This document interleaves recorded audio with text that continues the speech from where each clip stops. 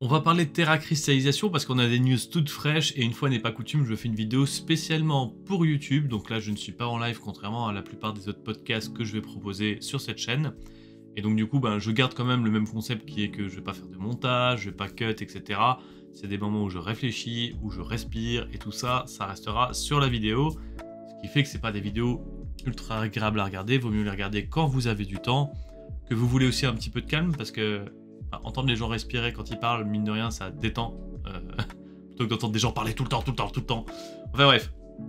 J'ai des bons retours sur mes précédentes vidéos. Merci beaucoup à tous ceux qui les ont regardés quand même. Enfin, cette chaîne n'est pas une chaîne vraiment active ou vivante. Donc quand je vois qu'il y a quelques dizaines de vues sur les vidéos, franchement, ça fait plaisir. Merci bien. Et content d'avoir vos retours. Pour rappel, sur cette chaîne, le projet, c'est soit je continue en solo et je fais des formats de ce genre-là, où vraiment pas de montage, rien du tout, et je poste juste la vidéo, et ceux qui ça intéresse pourront regarder, donc ce qui en fera forcément un contenu de niche, vu qu'ils n'est pas destiné à avoir un impact, et donc du coup, ça peut pas être percutant s'il n'y a pas de montage, s'il n'y a pas d'écriture et tout ça, donc forcément ça restera une chaîne niche avec peu de personnes qui regardent, mais au moins si ça permet, si ça intéresse les personnes qui regardent, tant mieux. Et sinon, ça peut aussi devenir un média, ça peut... Il y a un monde où il y a d'autres personnes qui aiment bien ma vision des choses, qui voient un peu le jeu de la même façon, qui ont envie d'avoir une chaîne sur laquelle en parler, et on peut monter une équipe tous ensemble avec des personnes en charge de l'écriture, du montage, etc., etc. Voilà. Il y en a qui m'ont demandé des précisions dans les commentaires de ce que j'entendais par apporter de l'aide à la chaîne. C'est un petit peu ça l'idée, c'est-à-dire que j'ai pas forcément de trucs précis en tête. Je sais aujourd'hui par exemple que le montage ça me prend beaucoup de temps et je serais pas capable de le fournir sur cette chaîne, mais ça peut être autre chose quoi. C'est vraiment l'idée de former un média, de former un groupe qui parle de Pokémon, voilà. Voilà. Pour la terracristallisation, on a appris quelque chose de nouveau et ça va me permettre de parler de deux sujets ultra importants. On a appris en fait que lorsqu'on terracristallise, donc pour rappel la terracristallisation c'est cette mécanique qui va arriver en 9ème génération, la mécanique cosmétique de la 9ème génération, son effet c'est que ton Pokémon a un type terracristal dans son ADN en quelque sorte, et quand tu le terracristallises, il devient de ce type. Donc si par exemple tu prends un Dracolos qui est Dragon Vol, mais qu'il a un type terracristal feu, quand tu le terracristalliseras, il deviendra de type feu. Et en fait, on a fait beaucoup de suppositions. On est parti... moi, assez peu, parce que je connais très bien la licence Pokémon, et je sais très bien ce qu'on a le droit, entre guillemets, d'anticiper, et ce qu'on n'a pas le droit de prétendre savoir tant qu'on ne l'a pas vu devant nous. Et là, la news qu'on a eue, attention, c'est que quand tu... par exemple, un Dracolos qui terracristallise en type feu, donc il obtient certes un bonus de puissance sur ses attaques feu parce qu'il devient de type feu, mais il conserve son bonus de puissance sur les attaques dragon et vol, qui sont ses types natifs. Et ça, c'est quelque chose, dès le début de la description de la mécanique, tout le monde pensait qu'en fait, on allait perdre offensivement le bonus d'attaque sur le type dragon et le type vol sur un Dracolos, par exemple. Et en fait, tout le monde est parti du principe que c'était comme ça. Moi, j'émettais un doute, mais je suis parti du principe que c'était le cas, parce que dans la vidéo où je parle de terracristallisation, il fallait bien y mettre quelques hypothèses quand même. C'est pas la seule hypothèse dont j'ai parlé, que j'ai pris pour acquis pour discuter de la terracristallisation, mais c'est vrai que c'est la seule que j'ai pas présentée comme étant un « on n'est pas sûr ». Mais c'est vrai qu'on n'était pas sûr. En fait, avec Pokémon, et ça faut vraiment retenir le truc, vraiment, si vous voulez vous éviter des déceptions, si c'est pas dit, ça n'existe pas encore. Ça n'existe juste pas. Et les gens, pourquoi est-ce qu'ils ont pensé qu'on perdait le type, qu'on perdait le stab, etc. Parce qu'en fait, c'est rattaché à quelque chose qu'ils connaissent. Ils savent qu'un Pokémon eau n'a pas de stab sur le type dragon et sur le type vol, donc un Dracolos qui terracristallise en type eau devrait perdre son boost d'attaque sur le type dragon et sur le type vol. Sauf que non. Vos acquis peuvent être remis en question, et surtout quand ça concerne une nouvelle mécanique, qui elle peut avoir des règles différentes. Partez pas du principe que ce que vous savez, c'est la règle. Il n'y a pas de règle, justement. C'est pas annoncé, c'est pas le cas. Et c'est pas la première surprise qu'ont les gens qui suivent les leaks, qui lisent les leaks, ou qui écoutent des influenceurs qui interprètent les choses à leur façon, et qui du coup influencent vos avis. Vraiment, genre... Le cerveau n'aime pas avoir des trous. Donc par exemple, s'il y a un sujet sur lequel vous n'avez pas d'avis, le cerveau va essayer de faire en sorte que vous en ayez. Essayez de vous autodiscipliner pour apprendre à ne pas avoir d'avis sur certains sujets, parce que vous n'avez pas les informations. Soit vous voulez absolument un avis, vous vous renseignez, et si vous voyez qu'il manque les informations, vous acceptez que votre avis n'est plus un avis fondé. C'est-à-dire que ça devient un avis de moi je pense qu'ils vont faire comme ça. On n'a aucune preuve qu'ils vont faire comme ça, mais de nez, d'instinct, je dirais ça. Moi par exemple, quand je pense qu'ils vont faire quelque chose d'une certaine façon, je justifie de par ce que je connais de la licence Pokémon et de comment fonctionne The Pokémon Company en off. Ce qui me permet souvent d'avoir des prédicts assez précis, mais je suis pas infaillible et j'accepte complètement d'être faillible là-dessus. Mais d'autres personnes vont vraiment affirmer des choses comme si c'était des vérités absolues et vont jamais plus tard dire ah désolé je me suis trompé ou ni admettre qu'ils se sont trompés à un moment. Donc vous, si vous voulez vous éviter des déceptions, faites gaffe quand des gens affirment des choses, regardez toujours ce qui a été écrit officiellement sur les médias officiels de Pokémon. C'est le seul truc qui est vrai à 100% et qui compte, et encore même là, parfois, il y a des interprétations. Par exemple, sur la terracrystallisation, sur le site, il y avait des choses qui étaient sous-entendues, mais pas clairement, quoi. Donc on savait pas. Typiquement, le boost apporté par la terracrystallisation, le boost de puissance, on partait du principe que c'était un stab x1,5 comme on le connaît dans Pokémon depuis le début, sauf que c'était écrit nulle part, ça aurait pu être x2. Ça aurait pu être de base, quand tu terracrystallises en type O, même si t'as pas le type O, les attaques de type O font dégâts x2. Ça aurait pu être ça en fait. Hein. Vraiment, il y a rien qui prouve que c'est pas le cas. Donc tant que vous n'avez pas la preuve que c'est pas le cas, faites gaffe. Faites vraiment gaffe à ce que vous prenez pour acquis. Après, il n'y a pas d'enjeu dramatique. Hein. La planète va pas se détruire parce que vous avez un avis faux sur un jeu Pokémon qui n'est pas sorti. Hein. Il n'y a pas de drame du tout. Il n'y a pas de drame du tout. Mais c'est vrai que ça crée des échanges un peu tendus, parfois, quand tu sais qu'on ne sait pas, et qu'en face, les gens te disent « Mais si, ça va être comme ça ». Et c'est frustrant, parce que tu peux pas parler sérieusement du sujet, tant que le jeu n'est pas sorti, alors que tu as déjà tous les éléments en main pour parler de ce qui existe, enfin, ce dont tu es sûr, quoi. Bref. Voilà, ça c'était le premier point dont je voulais parler, super important. Faites gaffe quand vous faites des avis... Enfin, faites gaffe avec tout ce qui est leak, etc. Quoi. Prenez juste les choses pour ce qu'elles sont. Et en fait, c'est un excellent moyen aussi, c'est un exercice... En vrai, c'est un exercice qui peut être utile dans la vie de tous les jours, parce que c'est un peu de cette façon-là aussi qu'il faut prendre les discours politiques. Les discours politiques sont exprès flous pour vous faire penser des choses qui n'ont pas été dites. Et là, c'est un peu la même chose, c'est-à-dire que il y a des choses qui n'ont pas été dites, et malgré tout, on a pensé qu'on allait perdre le stab de notre type quand on terracristallise. Alors que c'est pas le cas. Ça n'a pas été dit, mais ça aurait pu. Enfin, beaucoup de gens l'ont pensé. Beaucoup de gens l'ont pensé. Et en fait, typiquement, les politiciens jouent de ça. Ils vont te dire, quelque chose qui va te faire référence à quelque chose que tu connais. Donc, par exemple, tu vas penser, et par exemple, s'ils vont dire qu'ils vont créer un nouveau contrat de travail, tu vas penser d'office que tu auras des congés payés, des trucs comme ça. Et en fait, non, tu te fais enfler parce qu'en fait, c'est un type de contrat de travail où il n'y a pas de congés payés ou des trucs du genre. Et tu te retrouves à accepter, enfin, tu te retrouves à dire « Ah, trop cool, ils vont changer un peu les choses, ça va être bien. » Tu vas soutenir le projet de loi, et en fait, t'as pas lu précisément les lignes concrètes qui sont les lignes de la loi qui est proposée, et tu vas te retrouver avec sur les bras un contrat de travail qui te prive de tes vacances, quoi. Voilà, je fais un parallèle sur quelque chose de plus sérieux, mais pour montrer quand même que si j'insiste là-dessus, c'est pas uniquement parce que ça m'agace de voir des gens penser des choses fausses sur Pokémon. En vrai, il n'y a pas de gravité là-dessus. Pokémon, c'est un jeu, hein, c'est tranquille. Mais c'est vrai que cette façon d'appréhender les choses qui sont dites sur Internet par d'autres gens, etc., je pense que c'est important de s'autodiscipliner dessus, parce que ça a un impact dans la vie sérieuse. Voilà, typiquement, voilà, en autre exemple, plus concret pour vous peut-être, si au boulot, on peut vous faire miroiter une promotion sans jamais vous la promettre, quoi.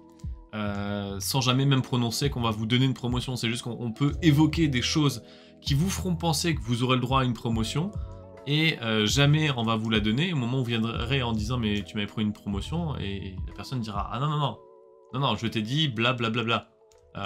Et d'ailleurs il saura très bien se défendre parce qu'il saura qu'il aura triché entre guillemets avec votre cerveau, et vous serez fait avoir. Mais ça c'est faites gaffe, vraiment faites gaffe. Donc pour revenir à Terra Cristallisation, du coup, ça change pas un peu ce que je dis sur la Terra Cristallisation dans le Pokécast numéro 2, je crois, que j'ai posté il y a 2 mois. Donc j'avais dit qu'il y avait 4 types de Terra Cristallisation. 4,5, je crois que j'en avais 5. Et il y aura la Terra Cristallisation du même type qui donne un boost sur un de vos stabs pour vous rendre encore plus puissant. Ça, c'est toujours d'actualité. Et ça sera encore plus boosté, du coup ça sera encore plus intéressant sur des Pokémon qui ont 2 types parce qu'ils garderont la puissance offensive de leur deuxième stab. Donc par exemple un Trioxydre qui Terra cristallise en type ténèbres aura toujours un stab dragon, ce qui est quand même vachement intéressant. Un Démétéros qui Terra cristallise en type vol aura toujours un stab sol, donc il pourra toujours taper des gros séismes. Donc les Pokémon avec des doubles types en plus vont être peut-être plus avantagés dans ce type de cas de figure. Et typiquement Lanceurien, alors Lanceurien déjà je trouvais ça fort qu'il puisse Terra cristalliser en type spectre avec Terra explosion, donc certes Terra explosion c'est pas 100 de puissance, c'est 80, tant mieux, mais ça lui fait toujours une attaque bien plus intéressante que Antise qui tape en 2 tours, et il aura toujours le stab sur double dart, donc ça, double dart, non c'est pas double dart, c'est Dragon Dart, ouais bon bref vous avez compris, donc ça sera encore plus fort que ce que je pensais sur certains Pokémon, qui étaient déjà partis pour être très forts là-dedans.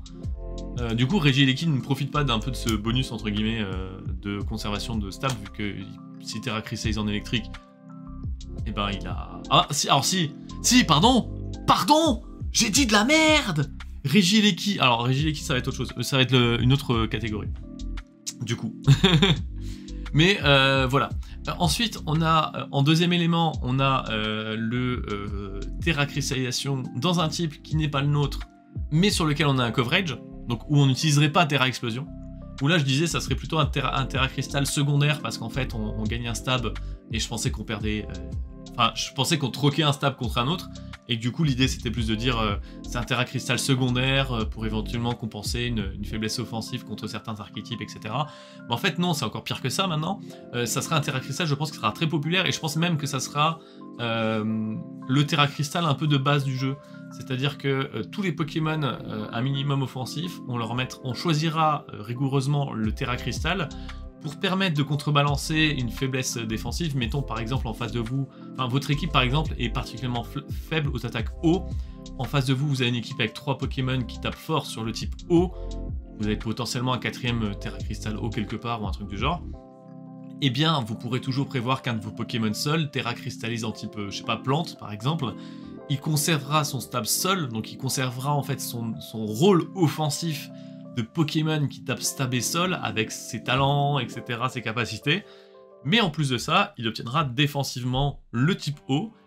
Et donc du coup, là, même sans coverage, c'est-à-dire que par exemple, si tu prends un Hippodocus, que tu lui mets un Terra Crystal plante, il a beau ne pas avoir d'attaque plante, et t'as beau ne pas lui mettre Terra Explosion, ça pourra rester intéressant de faire ce genre de choses, pour compenser justement une faiblesse défensive trop importante, un match-up précis contre lequel vous avez du mal. Vous pourrez prévoir des Terra Crystal qui vont permettre de compenser les match-ups défavorables. Et je trouve ça vraiment intéressant. Mais ça change un peu du coup ce cas d'utilisation où on aurait un Terra Crystal d'un type différent. Là on aurait un Terra Crystal d'un type différent, mais pas forcément sur des Pokémon qui ont un stab associé. Ça sera toujours mieux avec un stab associé, ça sera toujours mieux le Terra Crystal Sol sur un Trioxydre parce qu'il apprend Telugriforce, ou Feu parce qu'il apprend Lance-Flamme. Ça sera toujours mieux parce qu'il y aurait une attaque qui profiterait de ce boost là et qui ferait qu'on n'aurait pas besoin de mettre Terra Explosion. Et ensuite bien évidemment Terra Explosion, donc la 3ème catégorie de Terra Crystal, c'est un Pokémon avec Terra Explosion qui Terra cristallise dans un type qu'il n'a pas et qui n'a pas du coup d'attaque de ce type là et qui du coup va Terra cristalliser, voilà. Je pense à Regieleki justement, Regieleki qui conserverait son stab électrique et qui du coup serait quand même ultra fort avec ses attaques électriques parce qu'il profiterait de son talent et de son stab électrique, mais qui pourrait très bien être Terra cristallisé dans un autre type, par exemple le type glace, imaginons, pourquoi pas, le type glace pour lui permettre de faire des Terra explosions de type glace, ce qui fait que Démétéros ne serait plus du tout un contre naturel, ou n'importe quel Pokémon sol, car Chakroc aussi, hein, ne serait plus des contre naturels à Regieleki parce qu'il pourrait tout à fait avoir un Terra Crystal de glace et profiter d'un moment d'inattention pour vous mettre un Terra Crystal glace dans la tronche sur lequel une Terra Explosion de glace sur lequel il aurait un boost supplémentaire de 50%, donc un stab. Donc même s'il n'est pas boosté par son talent, le Pokémon ferait déjà très mal, et pour peu que tu lui mettes une orbe de vie, enfin bref, ça devient vachement plus sérieux, quoi. Et donc ça, c'est la troisième situation, mais du coup, c'est des Pokémon, si tu leur mets Terra Explosion, là, c'est que tu prévois de Terra Crystalliser avec, et donc là, je reste sur mes positions, c'est que si tu mets Terra Explosion à un Pokémon, c'est que tu prévois que ça soit ta Terra Cristallisation principale, ça change pas, ça sera toujours comme ça, je pense. Voilà, donc on reste sur des choses assez proches, mais on reste sur quelque chose d'assez proche de ce que j'avais dit, je pense, mais avec un intérêt supplémentaire. Va falloir faire attention à plus de choses. Le type Terra Crystal des Pokémon qui sont pas prévus pour Terra Cristalliser va avoir beaucoup plus d'importance, parce que bien choisi, ça va vous permettre de gérer des archétypes contre lesquels vous allez avoir du mal. Vos match-ups vont être gérés mieux. Et je pense aussi que ça rajoute de l'intérêt dans le côté qui Terra Crystallise en premier. Parce que vous savez, peut-être dans le Dynamax, si vous Dynamaxez en premier, vous prenez peut-être l'avantage au tout début. Mais si l'autre réussit à le tanker, Dynamaxer en dernier donne souvent un avantage. C'est-à-dire que si l'autre n'a pas réussi à prendre un avantage vraiment significatif pendant ses tours de Dynamax, l'adversaire qui Dynamax plus tard, lui, a l'avantage. Parce qu'à un moment où l'avantage, le creux est pas si grand, l'adversaire qui Dynamax va facilement réussir à compenser, quoi. Et ben là, ça va être un peu pareil, je pense. Je pense que la première personne qui Terra Crystallise va... en fait, une fois que tu as Terra Cristallisé, tu peux plus changer l'équilibre défensif de ta team, tu peux plus changer les types de tes Pokémon, et donc du coup, l'adversaire, lui, va avoir l'embarras du choix de choisir lequel de ces Pokémon va Terra Cristalliser, donc quel type amener sur la table, et en fait, une fois que votre équipe, elle est figée, l'adversaire n'a plus qu'à choisir un type éventuellement qui va vous mettre en difficulté. Et donc du coup, si jamais vous faites en effet une Terra Cristallisation offensive pour taper vite et fort, mais que du coup vous avez 3 Pokémon, ou je sais pas, mais mettons 4 Pokémon sur 6, ou en VGC 3 Pokémon sur 4 qui ont beaucoup de mal contre le type acier, il suffit que l'adversaire ait un Pokémon bulky avec un type Terra Crystal acier et se dise ok, il a choisi ça, je vais mettre mon Terra Crystal acier, ce qui va me permettre d'annuler son bonus et moi de profiter des miens. En fait, je vais avoir un avantage stratégique à choisir en dernier les types qui vont être joués dans le jeu. C'est un petit peu comme si vous pouviez changer un élément de team build de votre équipe à un moment dans la partie. C'est quasiment la même chose. Imaginez, vous avez vos Pokémon sur le terrain, vous êtes en train de jouer votre match, et à un moment, vous pouvez changer un objet d'un de vos Pokémon. Forcément, celui qui le fait en dernier a le choix parce qu'il connaît votre équipe, elle est figée, elle est désormais figée. Et lui, il n'a plus qu'à choisir le truc qui counter, en fait. Alors, pas librement, bien évidemment, hein, parce que là, dans le Terra Crystal, le type Terra Crystal de ces Pokémon est déjà prévu. Mais si c'est, par exemple, qu'il peut avoir une faiblesse au type vol, et qu'il voit que tu choisis un Terra Crystal de type vol, il peut très bien avoir prévu un type Terra Crystal qui résiste aux attaques vol, et du coup, augmenter la capacité défensive de son équipe face à votre capacité offensive. Donc voilà, je pense qu'on sera autour de ça. Ça va être vraiment intéressant. Je pense vraiment que ça va être intéressant. Le fait qu'on conserve le stab, je trouve ça mieux, parce qu'il y a beaucoup de Pokémon que ça handicapait en fait. Le fait qu'on devienne mono du type en question, ça mettait beaucoup en concurrence les Pokémon entre eux. Bon, ça va rendre Inferno toujours plus fort, hein.